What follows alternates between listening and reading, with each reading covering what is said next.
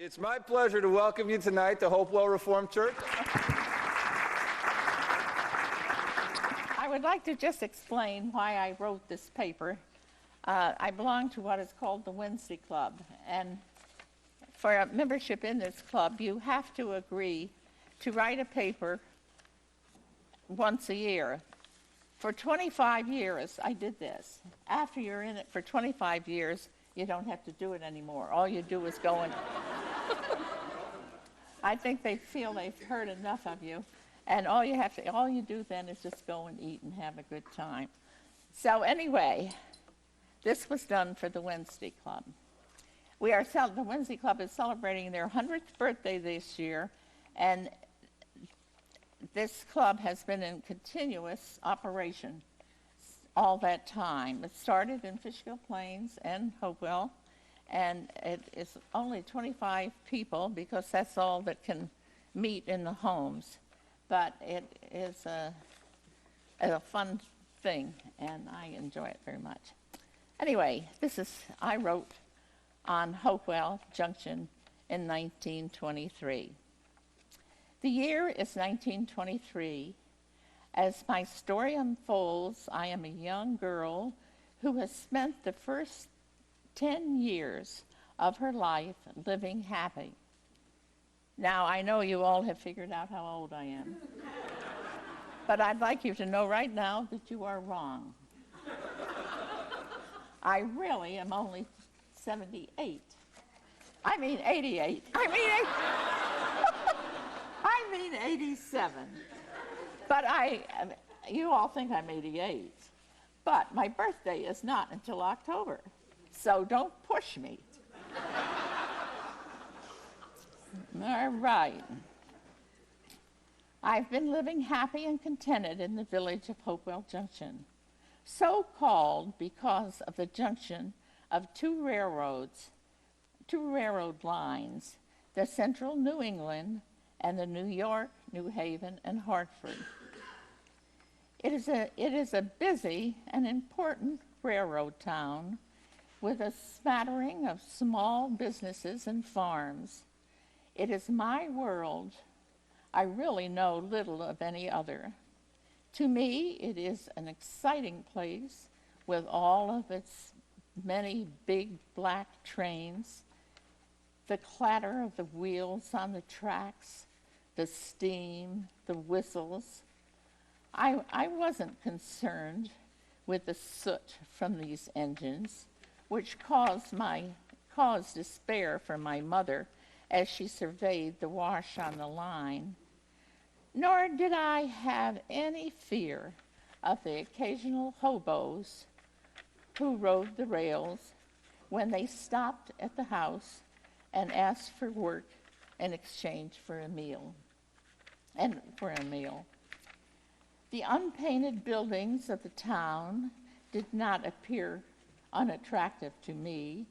Life was uncomplicated, and except for an occasional fistfights with school kids, which usually, among the girls anyway, resulted in agonizing hair pulling, kicks and punches.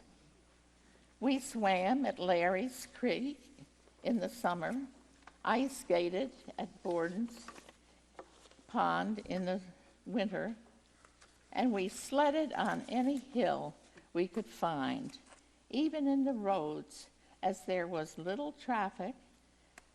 There was a very nice hill where the Grand Union is today.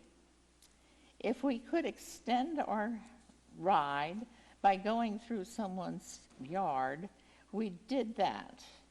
Everyone knew everyone else. I was loved and happy.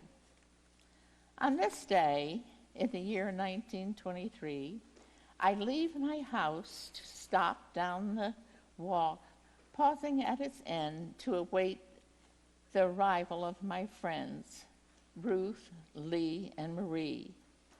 As I scuff my shoes in the dirt road,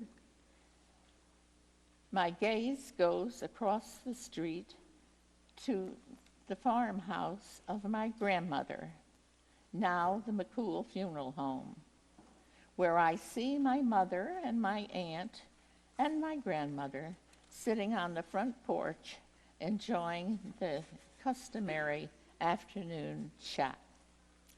My Uncle Larry, who runs the farm, is walking out to the old Dutch barn, probably to get the stanchions ready for the return of the cows from the creek and the pasture. As I glanced down the hill, I noticed that our neighbor, Mrs. Norman Cole, is out welcoming her guests, the Wednesday Club ladies, who have come down, donned in their hats and their gloves for their literary meeting and social life and refreshments. I also see my friends approaching and eagerly await the beginning of our favorite walk, which is planned for the day, the circle or square that comprises Hopewell Junction. As I join the girls, we continue up the road, passing on our right the home of Howard Stevens, proprietor of Stevens Store. Mr. Stevens was in later years to meet his death in a tragic way.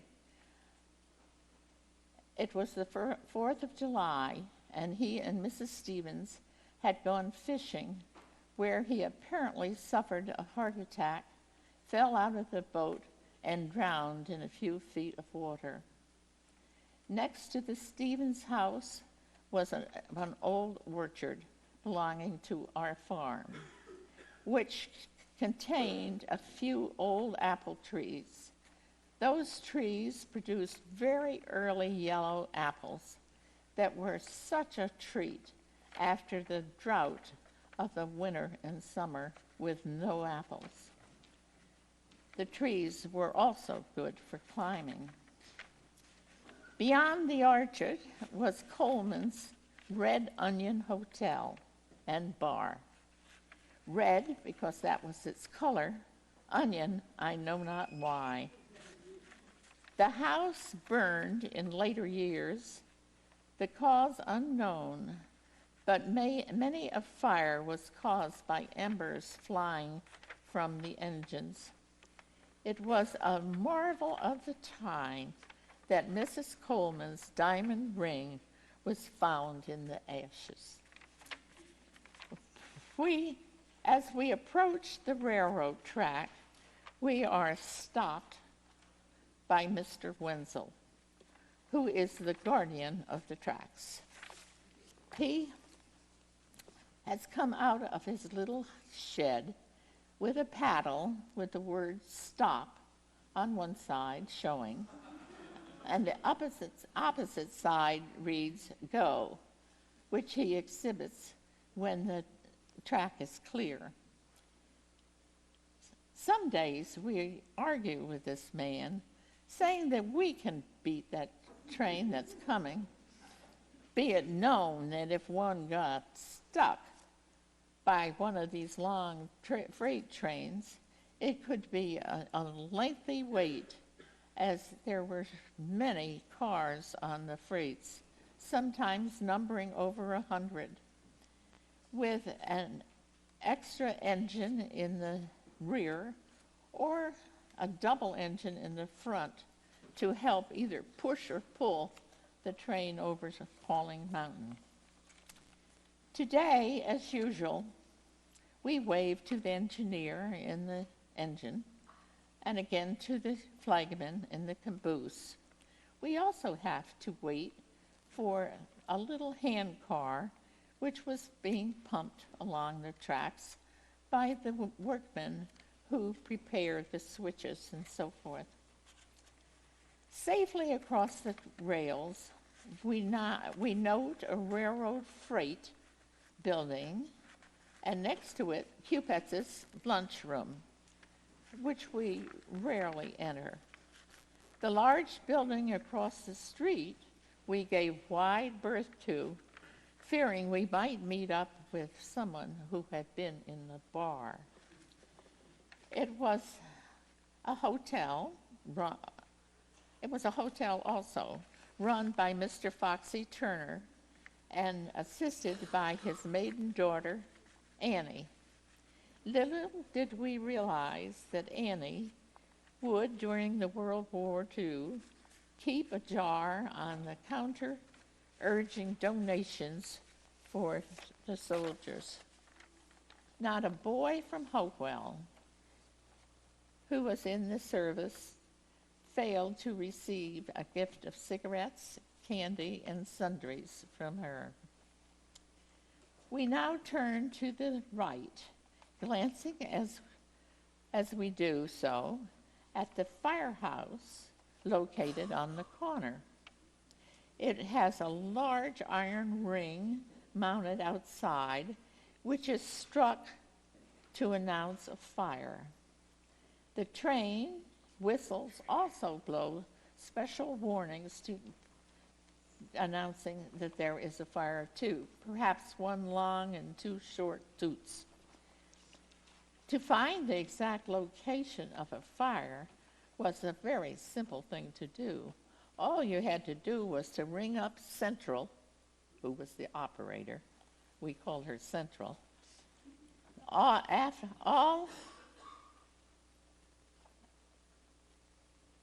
All of the buildings adjoining the railroad tracks were demolished when the overhead bridge was put in 1935. And just before that, that was completely flat there, so that it was very different with that hill. The only house on the right, and still perched up there today, was owned by the Whalens. A scene in that house will always remain with me. The mother of the family had died, leaving 5 children. My grandmother was going to go to pay her respects, and it was decided, since Catherine, one of the daughters, was in my class at school and a friend of mine, that I should go too. It was with fear and trepidation that I approached the casket to see my first dead person. Mr. Whalen had unusual nicknames for his children. Box was Francis, Stub was James, Crock was Catherine, Hud was Helen, and Bottle was John. How he arrived at these nicknames was unknown, but these nicknames were what they were called. We cross more tracks, no watchman here, and come to the station where my Uncle Sam, Marie's father, is the station agent. The station is not busy or bustling today, as a passenger train has just not long ago left for Poughkeepsie.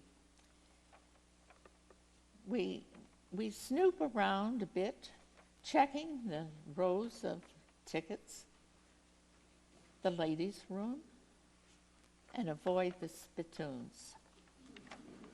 Our next stop is the post office, which is a building in a row of houses. It is a pretty active place, as every one in town picks up their mail there. As we enter, we are faced with a whole wall of boxes. Opening ours, we pick up any mail and proceed on our way. We note that the Hopewell Inn is flourishing. This is also out-of-bound place to us.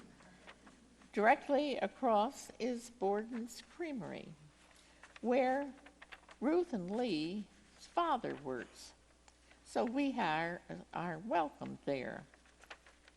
We encounter the unique odors of warm milk, ice, and sawdust.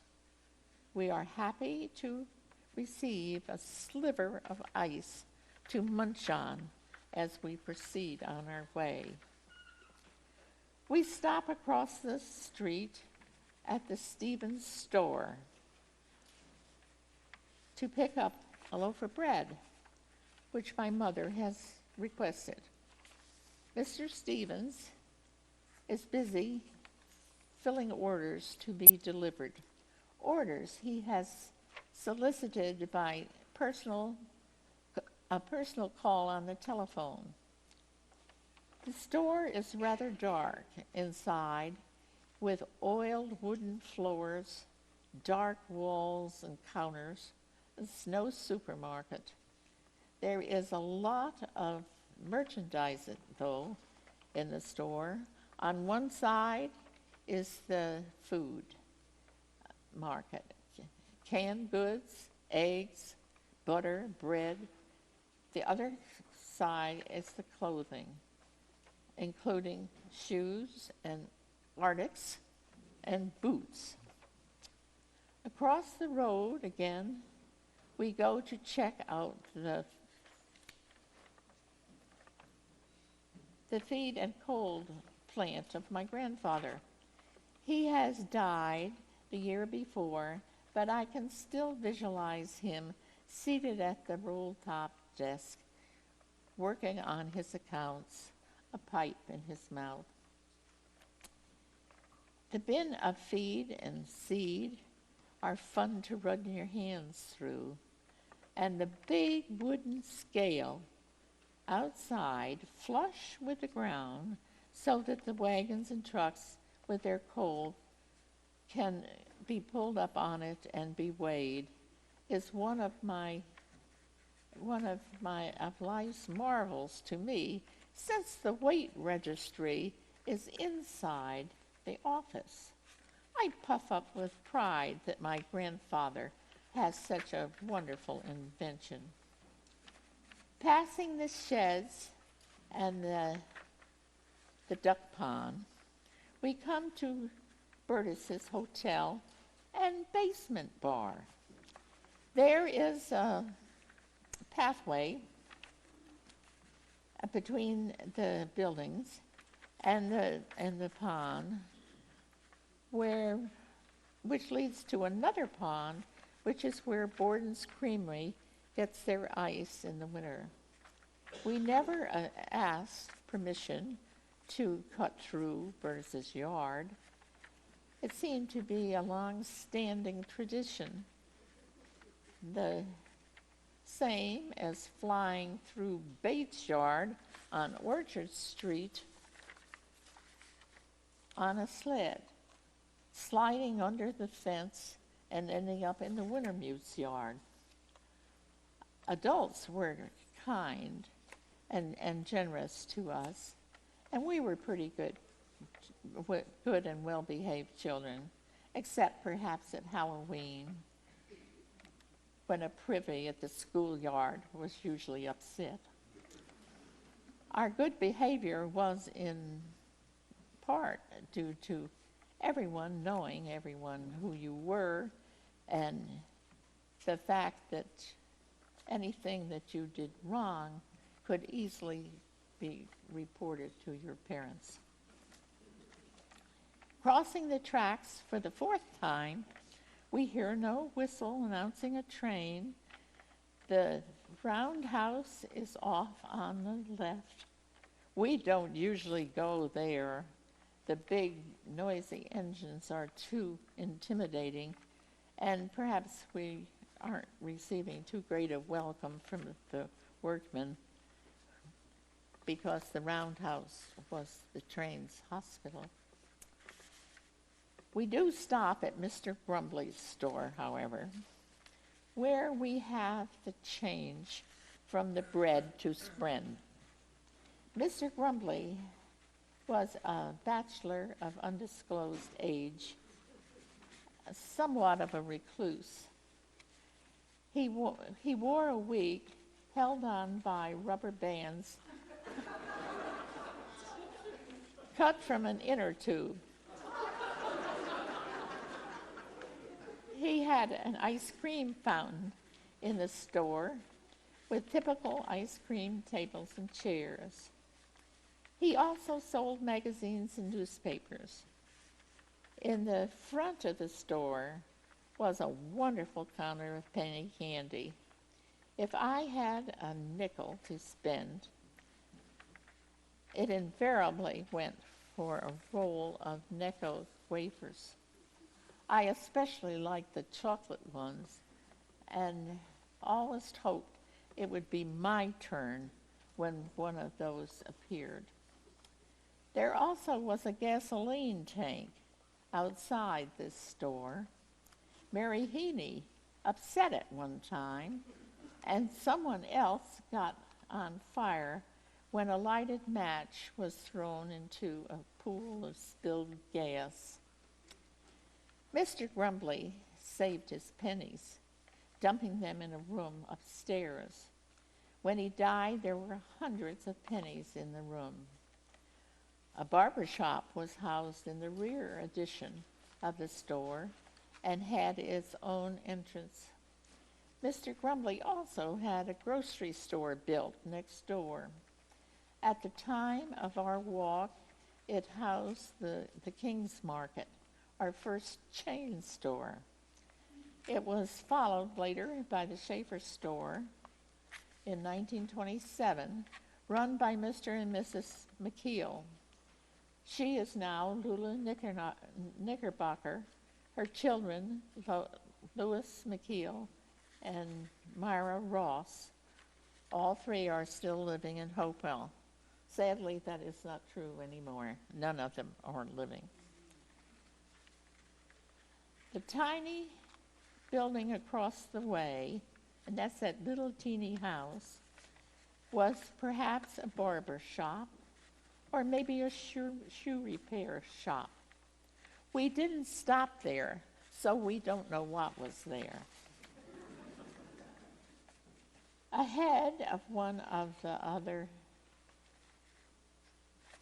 is one of our very favorite shops, the blacksmith, run by Mr. Pascoe, George Bailey's grandfather. What a fascinating place. The stamping of the horses, the switching of their tails, the hot fire pumped up by the bellows till it was fiery red, the pounding of the anvil, and the hissing of the hot iron as it is dumped into water to cool and to harden. And then the mystery of nailing the shoe on the horse's hoof, and he didn't even whimper or cry. We didn't bother with the 2 bars across the street. And do you think there are quite a lot of bars in Hopewell? And we didn't even bother stopping in at Dan Lynch's meat market, although he was a very nice man. It was getting late, and we were due home shortly. Cy Tompkins' store was on the corner. That was the corner of now 82 and 376. He had the well-known reputation of not being too generous, wrapping all of his sales in newspaper. He carried groceries as well as notions, thread, buttons, a bit of yard goods. I was often asked by my grandmother to run down to the store for some item, and I was always glad to hear her say, "And keep the change." Cy, too, had a counter of penny candies. The Episcopal Church, now Frankie's, across the road, is not our church, so we ignore it.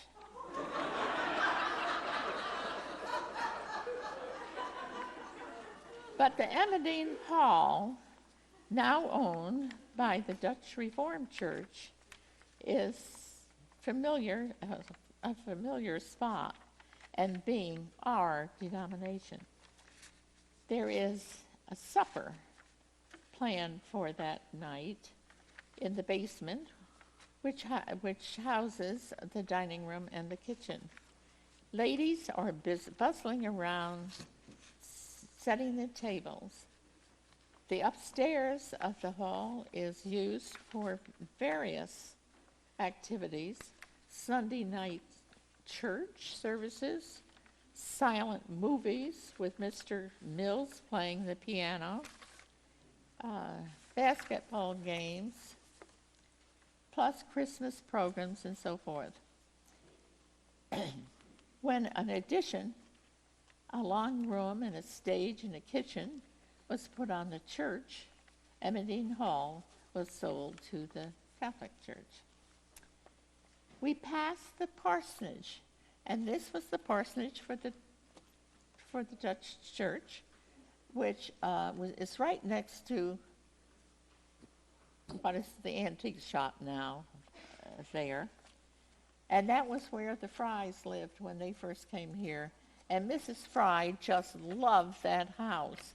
They had just been married, and it was their first home, I think. And she, to this day, really speaks of that place with loving thoughts.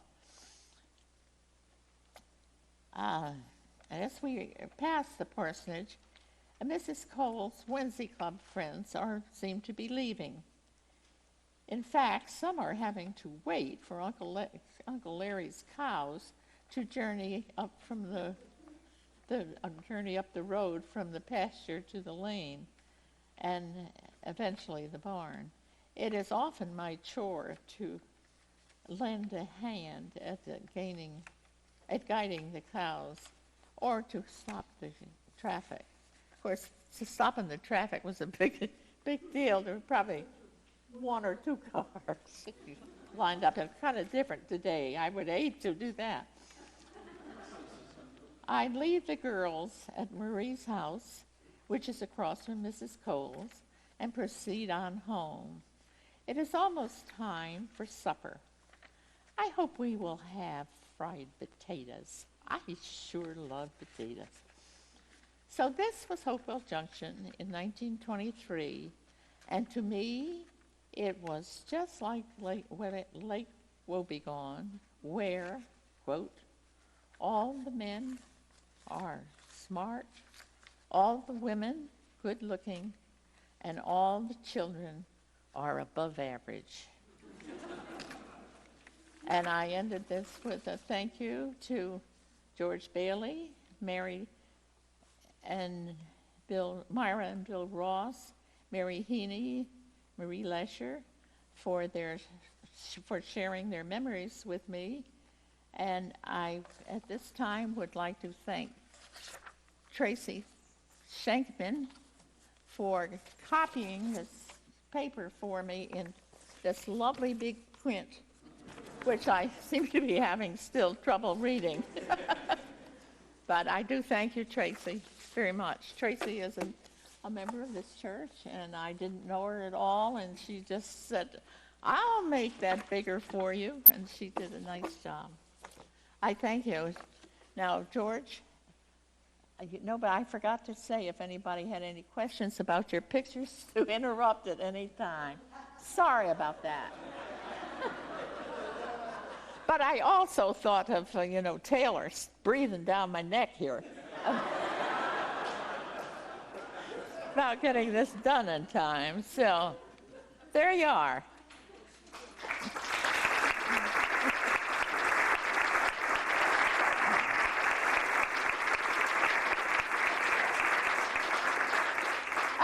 I think maybe, George, do you have a few more slides you want to show? No, not now. I got a lot of stuff there from all parades and stuff. Veterans parades, firemen's parades. I can put them on if you want to see them. They probably would. I'm sure. How's the time, Taylor?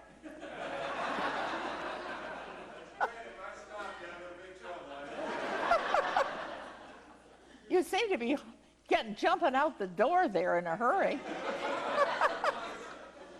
You know how it is.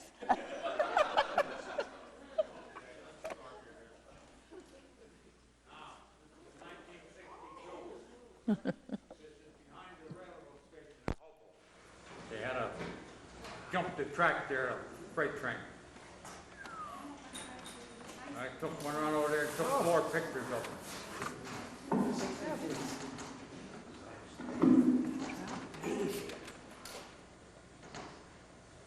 It was right west of the station between Route 376 and the station where it is now.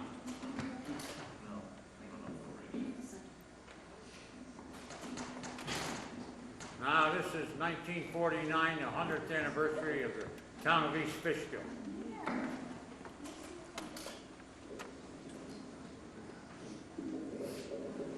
That's on Route 216, going into Stormville, I believe.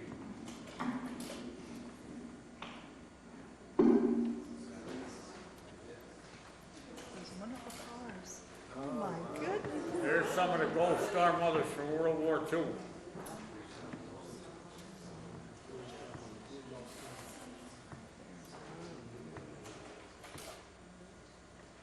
There's the gentleman with the black coat on there, black suit, that's Bert Allen. I don't know if anybody remembers him. That's Bert, yep. He was a judge in the town at one time. Frank Northup is alongside of him. George, can you go back one? Is that a Krug's bakery store? Yes. Is the truck? Okay. Friday. Friday Lumber. Yeah.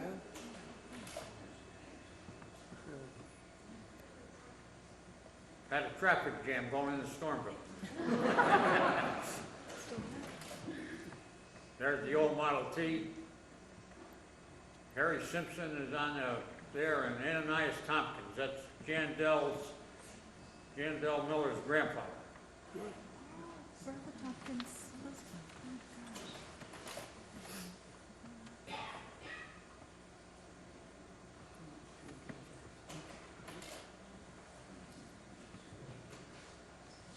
That's the first fire truck they bought after they had the 1921 Model T.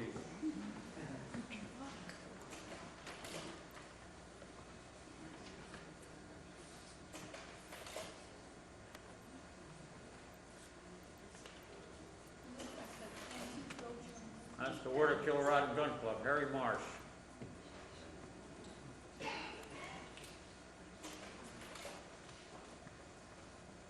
Whoops, it's backwards.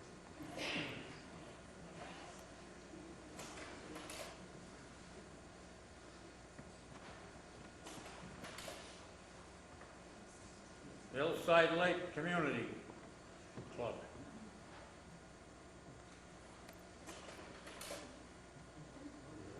I think that's a Bethel Baptist Church, but I'm not sure. Good. Yeah. And there's Harold Mulford's, or Jim Mulford's old covered wagon. How old would that be? Huh? How old would that wagon be? Pretty old. And here's the 40 and 8 boxcar, American Legion.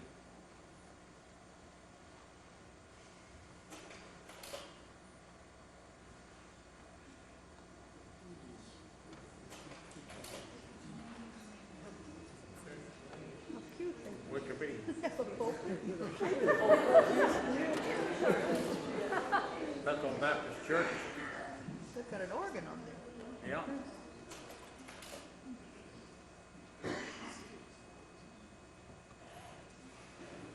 Joe Dink is standing there by he was a member of his church. This is some of the houses they visited on that Centennial thing. That's I think that's Pell's. That's Foxley Hall, which is now that restaurant. I forget what it's called. What restaurant? Lunch on board. Oh, yeah. That's La Chambord now, yep. Right. That's the Tucker residence, Jackson residence, whichever you want to call it. Where is that? Right over on 376, or 216 going into Stormville, on the left, just before you go over the railroad tracks. Julia and Charlie Tucker's son lived there. Scott Tucker. That's Mrs. Neishinger's up here on, after you cross the parkway on Beekman Road, first place on the left. That's the Stringham residence, Fishkill Plains.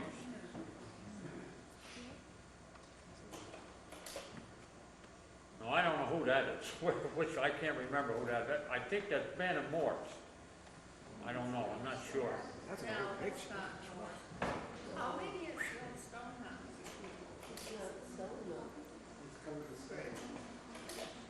Now, this is when Emmerdine Farm burnt, J.C. Penney's on 376.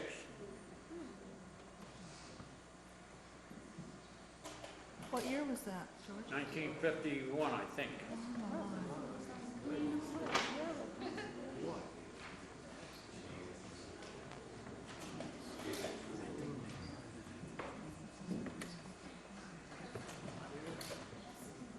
This is a dedication to the new town hall.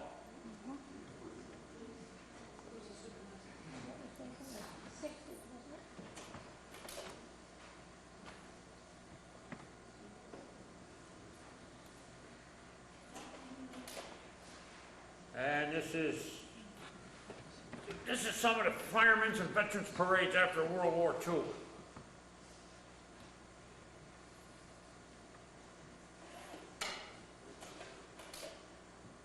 That's down the main street there in Hopewell. There's the old blacksmith shop.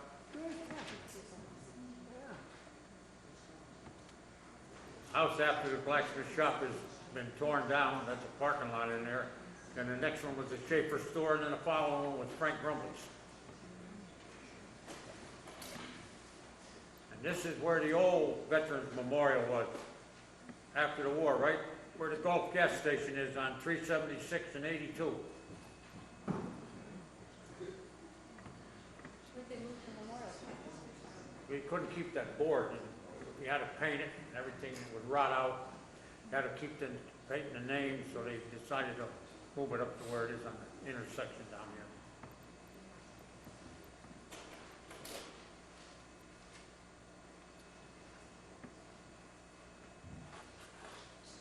At least everybody's in step anyway, it looks like.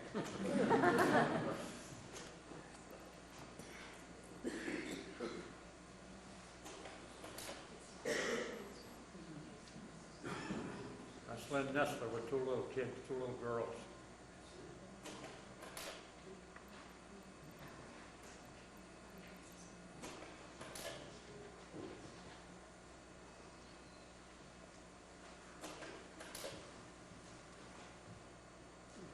Dana Maloney in the front there, Harold Mulford. This is the Hopewell Drum Corps, Monty Way on the left over there.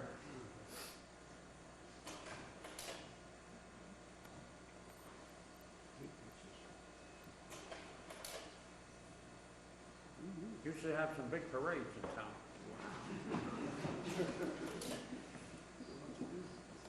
Now that lady with the pink skirt on and a flag in her hand, that's the one Charlotte was talking about. That's the Whalen girl, Catherine, what he called Croc. And that's Myra Ross over on the right. In the saddle shoes. Saddle shoes. Yeah.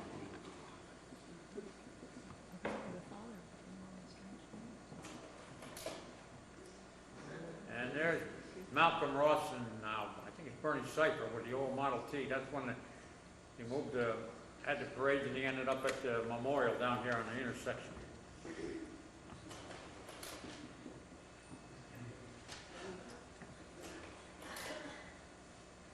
There's Don White. Really? Yeah.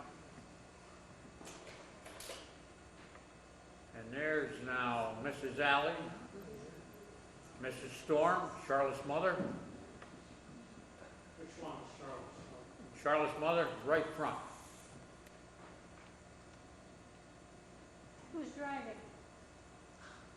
I can't place who that is driving. Charlotte might know. Where is she? There's Virginia Neisinger, Lafayette Griffin. Oh, yes. I recognize her. Yeah? Bill Ripking in the back. Wanda Mulford's in the right front, fire commissioner.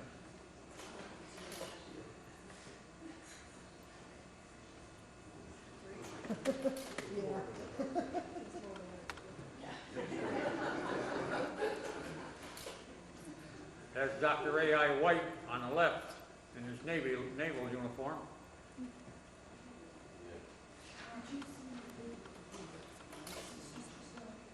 Harold Mulford. That's me behind you. I hope I'm in step. John Jacobo over on the right.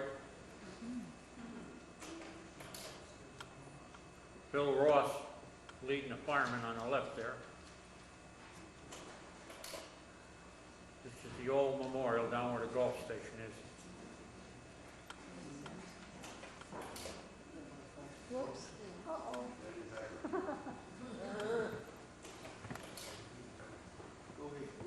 That's Betsy Cole, drum major. These were taken at night, and more or less when the sun was going down. This is coming up to the memorial, up off of the bridge and up to the memorial.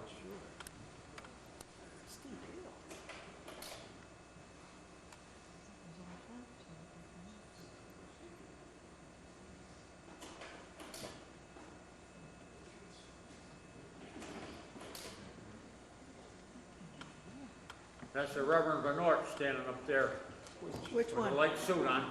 On the right? Yep, Light that's blue? Harold. Light blue? Can you focus it in? Is that Sally, the one with the white hat on the right-hand side? Sally Van White? That's the Reverend Bernort right there. No, this is Sally that made. The white hat, the white hat. Sally My Van hat, White? I think that's Marcy Bacon, but I'm not sure. Mrs. Bacon, she lost her son in the war. That's my wife there putting a wreath on. That's many years ago. Can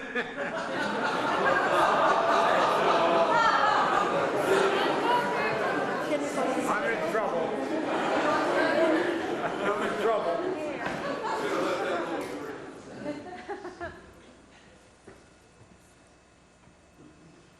That's Lou McKeel there with a white hat on.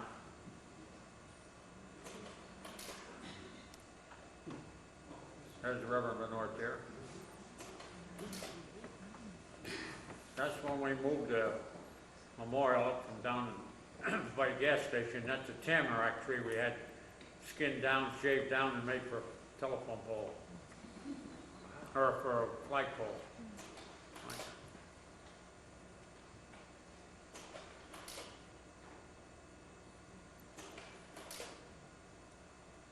There's Lula Knickerbocker, Lulu, right in front of the microphone there. Harold Lenore.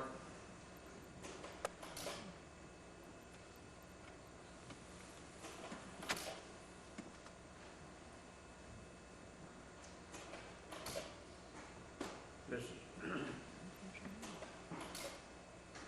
there's the firemen all lined up.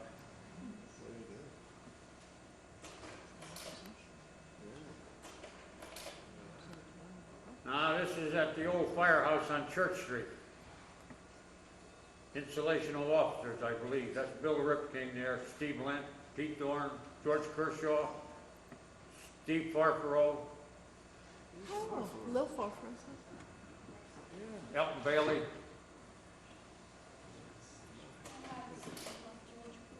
There's some more of them. Lou Dowdy, Kaplan, Culligan, Caruso, Bacon.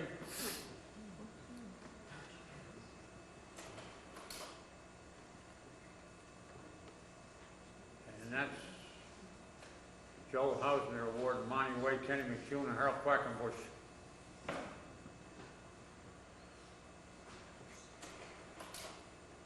And there were the three charter members left of the Hopewell Host Company. Charles Miller, Ananias Tompkins, and now Mulford, Jim Mulford.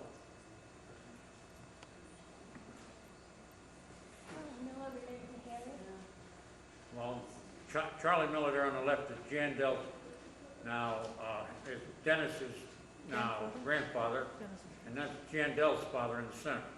Grandfather. Grandfather. Or, yeah, Jan Dell's grandfather, that's right. Essie's father. Yeah.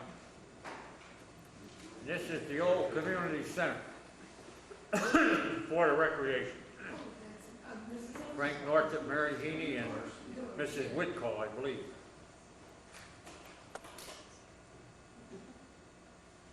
Coach Cousins from Wapner's on the right. That's the first Little League team they had. That's Ray Knickerbocker managed them.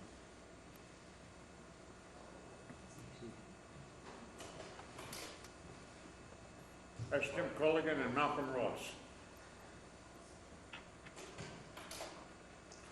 And that's where Joe Sprague used to live.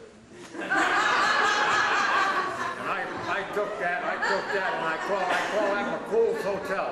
You're right about that, George. I call that McCool's Hotel.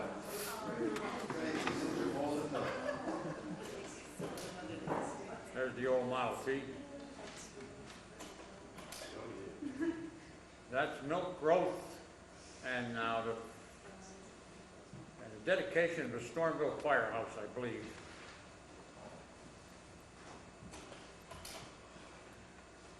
That's the installation of American Legion officers.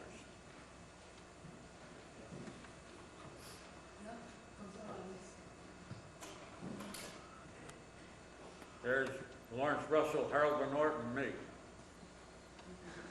That was a little I didn't have a gray hair in my head then. Can you focus it so we can see you better?